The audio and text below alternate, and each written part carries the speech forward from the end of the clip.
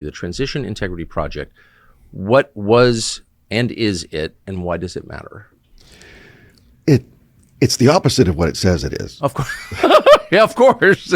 It's not here to bring integrity to political transitions? Maybe to their own, fundamentally transforming the country, but no. Yes. So whenever you hear these words, they're the opposite of what they mean. Yes. For these guys. It was to determine in 2020 that the transition from a Trump administration would be nice and orderly. Right. And if it wasn't orderly, the military should intervene to remove Donald Trump. Okay.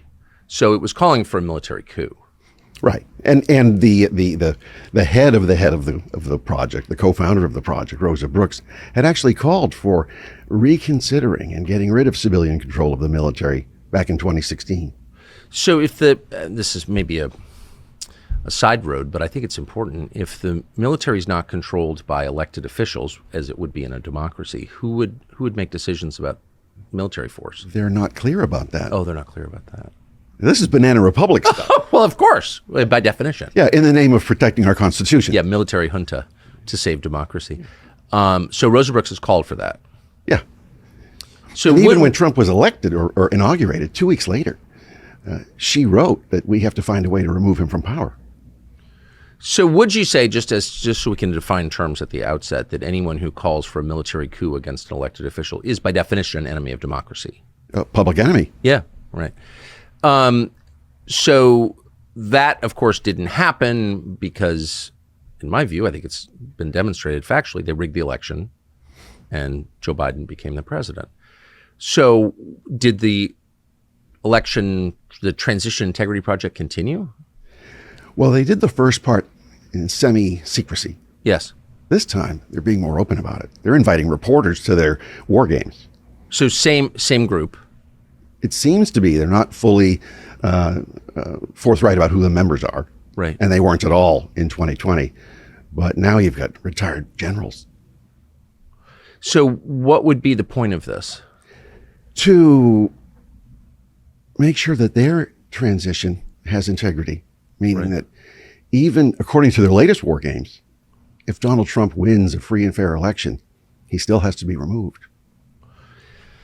So if you have people, again, just a definition of terms, if you have people who are calling for the removal by force of an elected official, that is insurrection, right? It's legal insurrection because they're doing this now through Lawfare. Right. They're doing it through Georgetown University Law Center.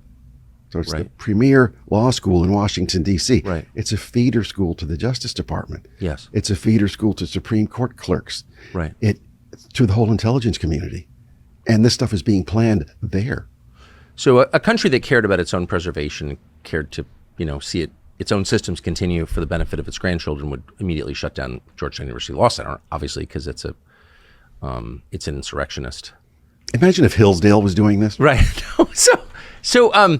But just for those of us who aren't following it on a day-to-day basis as you are, what are the mechanics of it? So there is a group of people who meet at Georgetown University Law School to think through how to seize power from Trump if he were elected in 2024. Is that what you're saying? That's what we know now from when they themselves talked about it to NBC. Yes. And then they invited a reporter from The Atlantic to actually attend the event. And he was so disturbed by it, he said, this is a real problematic issue for people who believe in the Constitution. So even The Atlantic is thinking this is dangerous. Yeah, well, that which says a lot, since the Atlantic has obviously taken a pretty strong position against the Constitution over a period of time. So, so you have these red diaper babies like Rosa Brooks, who's comes from a household that was really on the Soviet side during the Cold War. Yes, for sure. Who was then a senior Pentagon official, selecting who the Obama generals would be, writing about how we have to end civilian control or reconsider or do away with civilian control of the military,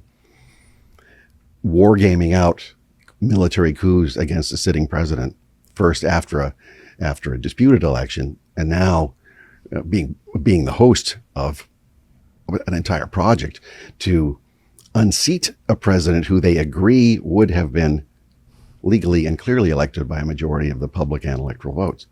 This is done now in the name of protecting the Constitution. So you have the Transition Integrity Project of 2020, and whatever its name is right now, being run under Rosa Brooks at Georgetown University. Who I think, I'll just say, this is my opinion. I think Rosa Brooks is a violence fetishist.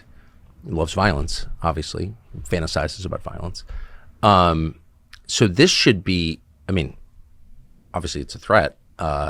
Anybody with power who fetishizes violence domestically is scary, but there's sort of no one to call about this, right? No, because what they're doing is they're manipulating the legal system. So somebody under her, Mary McCord, is sort of the Zelig of all of this. She's been characterized as this in the American Spectator. She's she's everywhere you look. So she is a counsel on the Trump Impeachment Committee 1, Impeachment Committee 2, the January 6th committee, all of these other things. She is involved in all of these and more. And she's running a program to plan over 100 pieces of litigation. They don't even know who the defendants will be because they're not even in office. Right. To sue to prevent the government from functioning if the election doesn't go the way they want it to. And her husband, his last name is Snook, he was one of these career anonymous bureaucrats working inside the Supreme Court. He's outside now, but his job is she puts together the litigation with her team. He makes sure it's not shopped to other jurisdictions where they won't win. So they want to keep it in the Washington, D.C. circuit where they're guaranteed to win. Right. So I would assume that the intel agencies are involved in this. We know retired are, and of course you're not always retired when you retire. And then you have former officials who still have security clearances. So even if they're retired, they still have access to classified information and a window inside the machine. Can I ask you, I mean, one of the great frustrations, there were so many frustrations in the Trump administration, like refusing to act in America's interest or even your own interest. But one of them was, why would you let Brennan, someone like Brennan, who's a liar and a force for violence and anti-Americanism, why would you allow that guy to continue to hold a security clearance? Why do any of these people still have their clearances? Why can't anyone do anything about that? Well, they can. A president can revoke somebody's clearance or somebody acting in the president's authority. It's just it's part of the big intel industry in Washington where you leave government service. So you built your whole career at taxpayer expense. Right. You have your security clearance. You go out then into the intelligence industrial complex to make a fortune as a contractor. And then you land university gigs and media gigs. And but you retain your clearance as you do this. Yeah. So that's a massive advantage, correct? It's huge because now you're already cleared, you're already in the system, you're already accepted, you're already one of them. Right. And so you're part of a fraternity. So even though you're not working for the government and therefore not bound by any of the civil service rules, you can do whatever you want. You're just a private contractor. Mm-hmm. There are very few limits on your behavior, but you still benefit from the knowledge of what the government is doing. You know a lot more about what the government's doing than the average taxpayer or voter, correct? Right. And that's the reason some should keep their clearances, because we need that kind of institutional knowledge once people leave. Right. So, but we don't need it on this massive industrial scale like they have in Washington, D.C.